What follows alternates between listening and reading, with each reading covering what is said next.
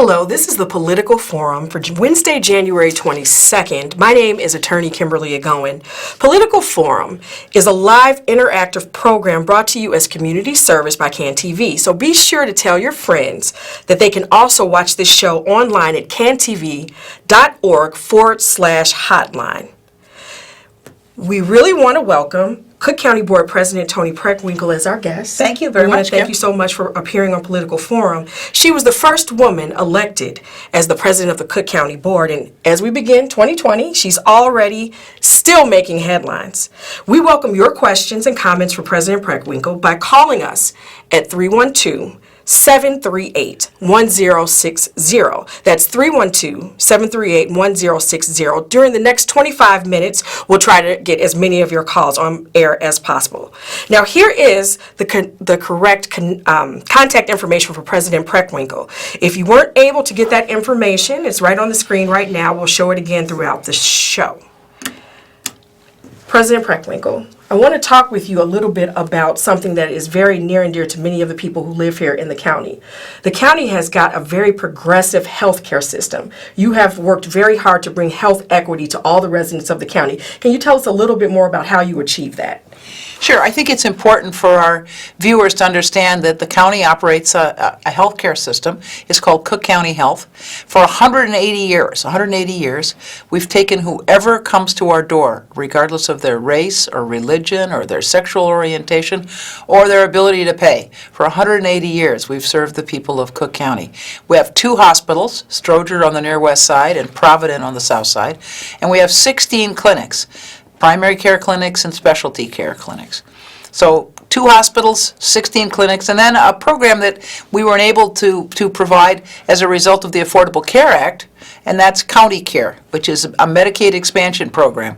And it means that people who make minimum wage or less and don't have health care on their job are able to get federally supported health care through County Care. And that has been a boon to 300,000 people in Cook County who are now members of our County Care Medicaid expansion program. So that's really interesting. One of the things that we were talking about is this idea of equity. You get better results when more people can get especially preventive care that they need ahead of time with the healthcare system. But there's something else that you're doing that is bringing equity to the Southland, and that's called the Cook County New Southland Development Authority. This is there have been challenges with infrastructure in that area. Right. You know, if you look at our county and our region, there's tremendous inequality. And one of the things we've learned as we look at regional economic development is those regions that have the least inequality are the most economically vibrant. Mm-hmm. And so the inequality that we see in Cook County and the northeastern Illinois region, the Chicagoland region, is a drag on our economic development. And so we focused on the Southland because that's the part of our county that's the most challenged economically. We began with a South Suburban Economic Growth Initiative to try to look at the ways in which the county could contribute to economic development in the Southland. And we came up with the idea, working with the local political leadership, local residents, and other stakeholders, we came up with the idea that we needed a development authority, a focal point that could help us concentrate on retaining existing businesses and attracting new ones. And that's the Southland Development Authority. And there was a kickoff in last November, for that entity, and it had its first meeting in December. And we're hopeful that it can contribute to the rebirth of the Southland economically. Well, as you just mentioned, that when you want economic growth, you need to have the infrastructure, but you also have to have part of the infrastructure has to be a great transportation plan. What is the fair transit plan that you have initiated? Well, one of the things we've looked at is how the region is served by public transit. And we found that on the south side of Chicago and our south suburbs, people didn't have the same access to good public transit that they had elsewhere in the county. And so we looked at opportunities to improve public transit as kind of the economic foundation for development and redevelopment in the Southland. And we've worked with Metra, which is the Metropolitan Rail public transit entity in our region. And they have 2 lines that serve the south side of Chicago and the south suburbs. One is the Metro Electric, which is along the lake on the east side. The other is the Rock Island, which is kind of central and southwest. And we've said, well, what we need is actually more trains and cheaper fares. And so the county is working with Metro to do exactly that, to improve service and reduce costs for public transit on the Metro Electric and Rock Island lines as a way of supporting economic growth in the Southland. And that's important. I mean, we want to continue to build up all parts of the county. One point dealing with just a little bit of a different topic, a majorly different topic, this idea of criminal justice reform. This is something that you have spoken about since you first became the Cook County Board President. We have seen significant gains, well, actually losses in the population at the Cook County Jail. I had the occasion to speak with Cook County Sheriff Tom Dart, and we already know some of the work that State's Attorney Kim Foxx has done in this area. Tell us more about your role, and is your vision, is it really coming to fruition? Well, when I first got elected in 2010, we got through a very difficult budget cycle. We had a gap to close in our budget of $487 million, almost $500 million, and it was a real challenge to close that gap and provide a balanced budget. But after we got through that first difficult process, we said, what are the big challenges that the county faces? And as we brought the criminal justice stakeholders together, that's the chief judge, the state's attorney, the public defender, the clerk of the court, and the sheriff, they all said, we have too many people in our jail accused of low-level crimes. Accused, now not convicted, accused of low-level crimes. So they're still awaiting a trial. They right. basically have been arrested. Right. Now, and let me just say, in our criminal justice system, you're innocent until proven guilty. The fact that you're arrested doesn't mean you're guilty. You have to be found guilty by a judge or a jury of your peers. And we were detaining in our jail, we call it pretrial detention, people accused of things like shoplifting, stealing a couple bars of soap from Walgreens. Yeah. Or we were detaining people who had a joint in their pocket or something. So low-level drug offenses, things like shoplifting, prostitution, the things people do to get money for their drugs, not paying your child support, all kinds of non-violent offenses. And people, because they couldn't pay the cash bonds, ended up staying in jail from their arrest until their disposition of their case, their trial. And that was costing the county hundreds of millions of dollars.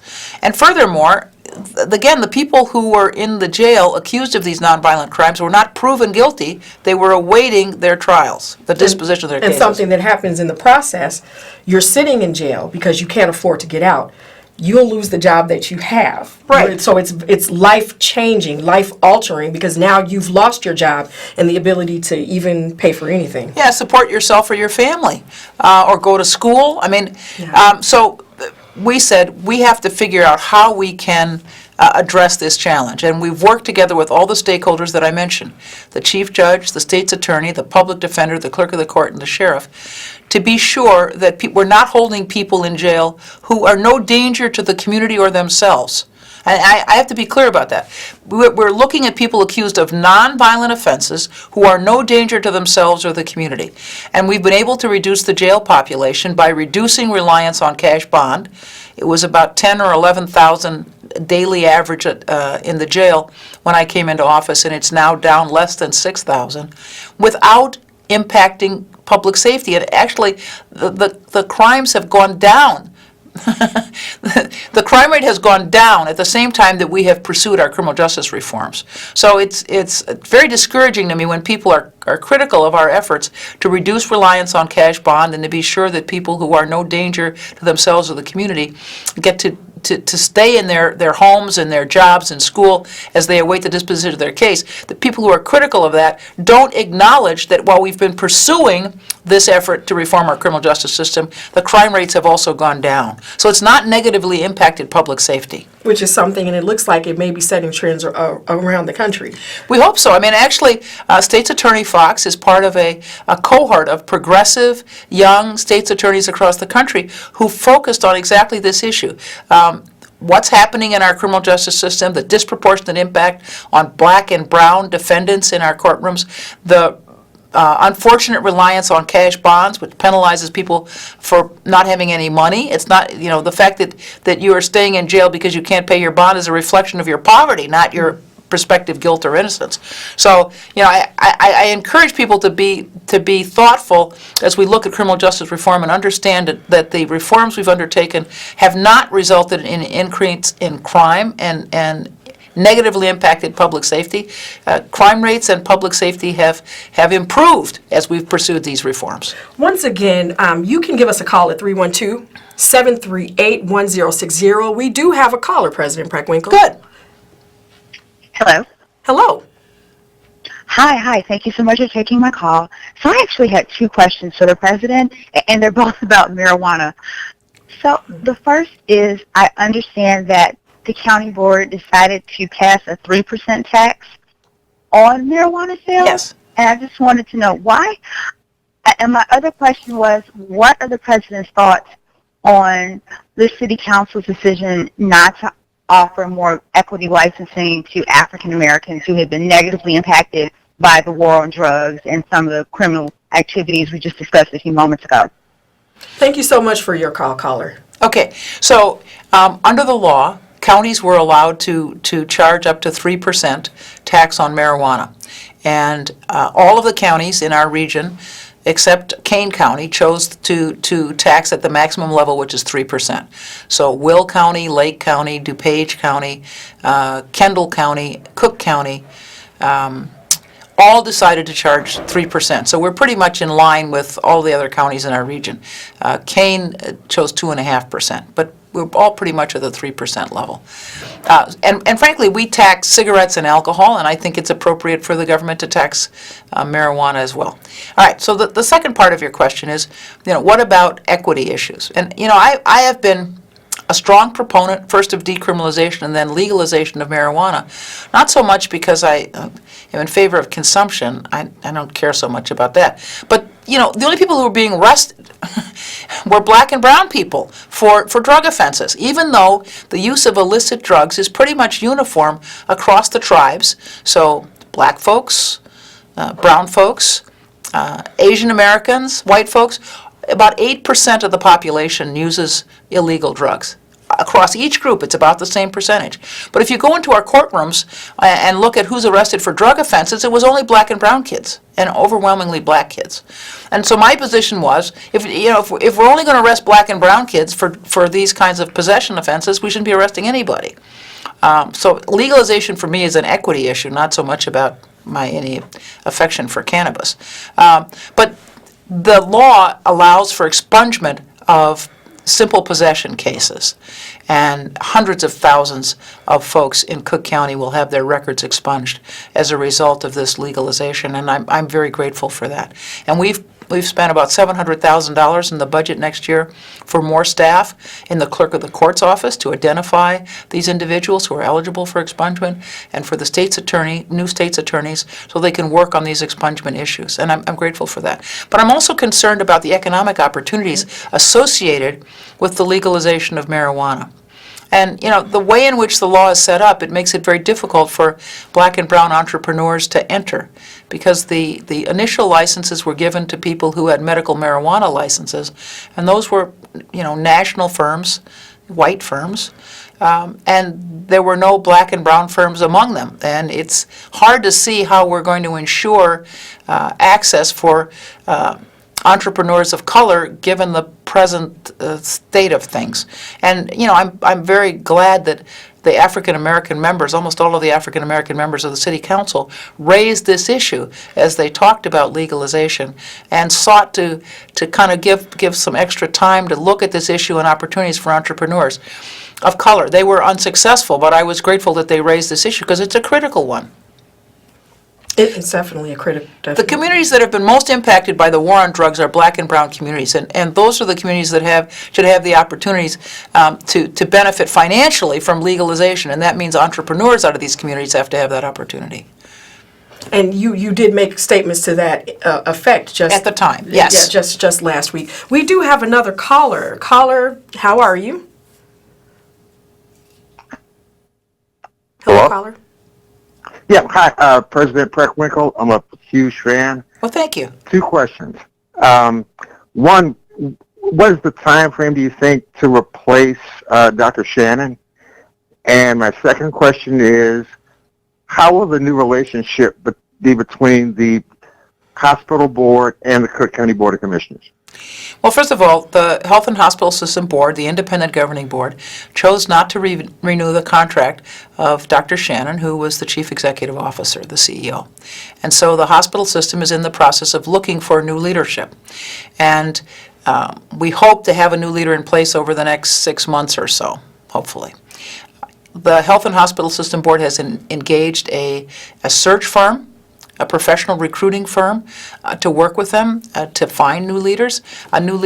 And, we are hopeful that the Board of Commissioners and my office and the public will have an opportunity to weigh in on what are the characteristics that we're looking for in this new leader of our health and hospital system. And one of the changes that has been proposed by my office is exactly that we have, and we had a hearing today, and we're going to have hearings subsequently, to give people around the county an opportunity to express themselves on what they think is needed in terms of expertise, skill, personal characteristics in the new leadership of our health and hospital system. So stay tuned on that.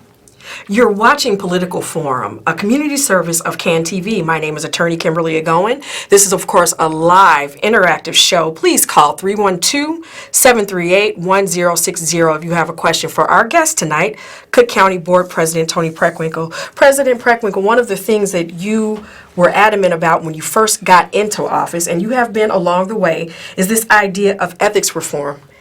This is a big topic in Illinois. It always is, maybe always will be, at the city level, state level, and county level. What are some of the initiatives that you have put forward?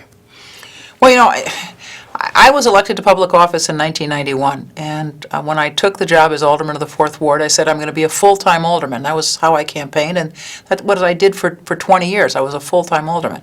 I think in Illinois, we've faced some real challenges around abuse of office and abuse of power. And one of the ways we can address those challenges is to insist that the people who represent us serve us full-time. And that means you pay them well, and as I said, you expect them to be full-time in their positions.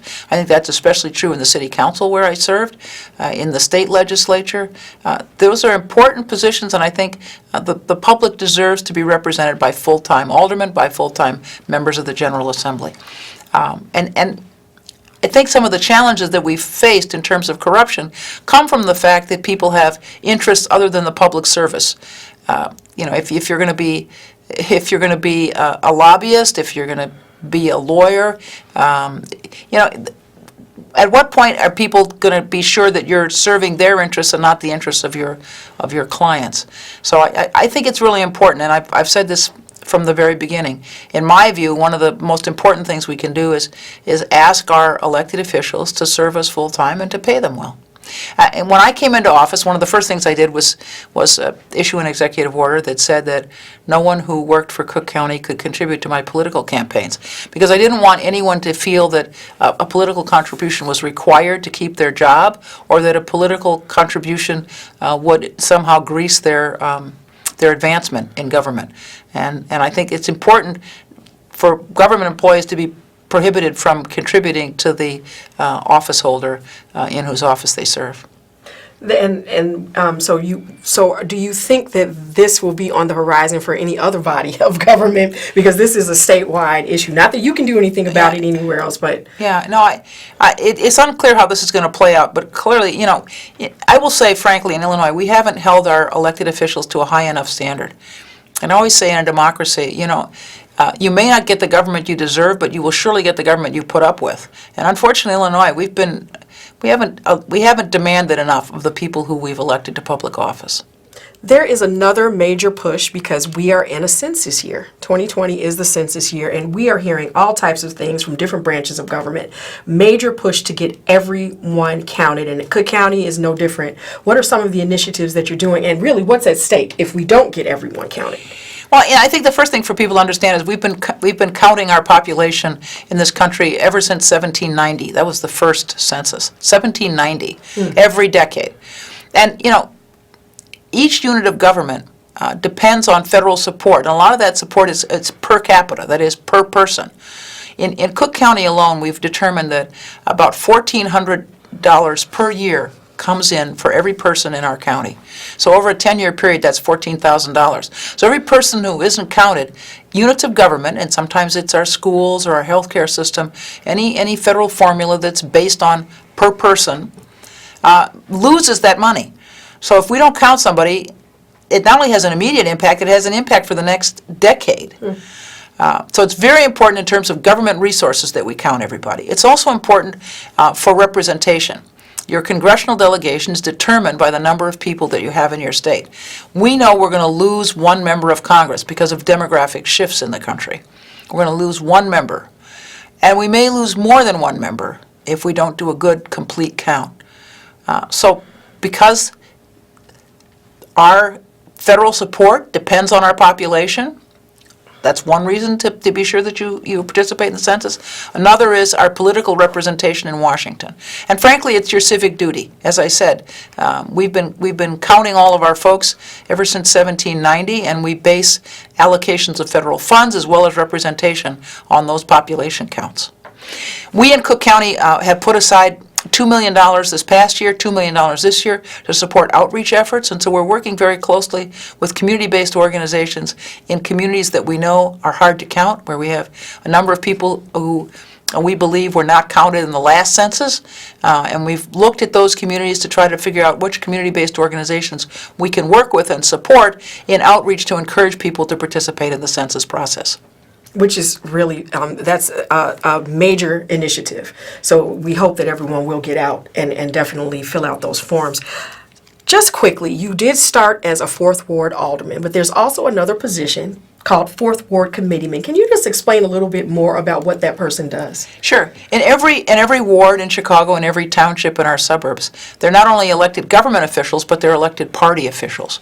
And I have served since 1992 as the Democratic Committeeman of the 4th Ward. So that means I'm the elected official for the party in the 4th Ward, and my obligation is to support good Democratic candidates and to help with national elections as well as local ones. It's a difficult position because it doesn't pay you anything, and actually it costs you money in terms of trying to be sure that you get out literature to support your candidates, and you have people out on election day sharing with voters the list of candidates that you support. So it's a lot of work and it costs you money, but I've been a Democrat my whole life, and I believe in supporting the Democratic Party, so it's been my pleasure. President, we have one more caller. Caller, can you please let us know your name? Hi, good evening. I have a question for the President. I believe this week that Rush University Medical Center came out with a resource center specific for the LGBTQ community. I just want to understand the President's point of view, because about 10% of the Chicago identifies as LGBTQ, so which I think this is a fantastic resource that moved forward. I just want to get the President's opinion. Well, first of all, there was a press conference earlier this week at Rush Medical Center announcing their Affirm initiative, and it's providing appropriate care to members of the LGBTQ community. And I was there to support that effort. You know, Cook County Hospital and Rush are partners in the Core Center, which serves members of the community who are HIV positive or who have AIDS. And we were one of the earliest ones to focus on HIV and AIDS and that epidemic and the devastating impact it's had on the LGBT community initially, and then the broader community. And so, I've been a believer of providing good health care to people, as I said earlier in this program, regardless of your race or your ability to pay or your ethnicity or your religion or your sexual orientation. That's always been the commitment of our Cook County Health and Hospital System, and I was there earlier this week to support Rush as they set up a center to serve the LGBTQ community. President Preckwinkle, we just have a few minutes left in tonight's show, so will you give us your final words, final thoughts? Well, I'm very grateful for the opportunity that I've had to serve the people of Cook County, particularly around our efforts to improve the quality of care and access to care in our health and hospital system and criminal justice reform. Those are kind of the legacy obligations of the county, and clearly they're important to me as well. I've been pleased to add to that legacy agenda economic development, particularly focused on the Southland, the south suburbs of Cook County, which have been so challenged by macroeconomic changes over the last several decades. So health and hospitals, criminal justice reform, and economic development have been the three principal areas to which I've devoted my time and energy, and I'm hopeful that we'll be able to see some clear progress in the years ahead. And are you really, when you're watching everything that's going on with the board and the initiatives that are passed, is your vision being fulfilled? We're making progress. I mean, change is incremental, and I'm grateful for the support that we've gotten from the Board of Commissioners for our initiatives, again, to improve the quality of care we deliver in our health and hospital system and access to that care, and the criminal justice reform initiatives that we've worked on so hard, in particular with the leadership of our state's attorney, Kim Fox, who's up for election in this cycle. We want to thank you so much for appearing on Political Forum. Again, if you need to reach President Preckwinkle, here is the contact information. She's at 118 North Clark Street, room 537. The phone number there is 312-603-6400. Fax number is 312-603-4397. President Preckwinkle, how often are the Cook County Board meetings? Are they open to the public? Are they online? Are people able to watch? They're once a month. We have meetings not only of our Board of Commissioners, but also the Board of the Forest Preserve District. And cookcountyil.gov is our cookcountyil.gov is our web address, and you can see that our phone number is at the bottom as well. And are people allowed to give public comments at the meetings? What does a typical meeting feel like? Well, we begin always with public comment, and so Okay. anyone who has opinions or concerns about a matter that's on the agenda at that particular board meeting is welcome to come and for 3 minutes address the Board of Commissioners. And with the committee meetings, are those also open to the public? They all are open to the public. Okay, we want to thank you so much for appearing on a Political Forum, and we want to thank our viewers for calling in tonight. Our telephone technician has been Sylvia. Political Forum is brought to you as a community service by CAN TV, and please join us every Wednesday night at 7 p.m. on CAN TV 21 and also cantv.org/hotline. I am Attorney Kimberly Agoin, and on behalf of CAN TV, I wish you a very good night.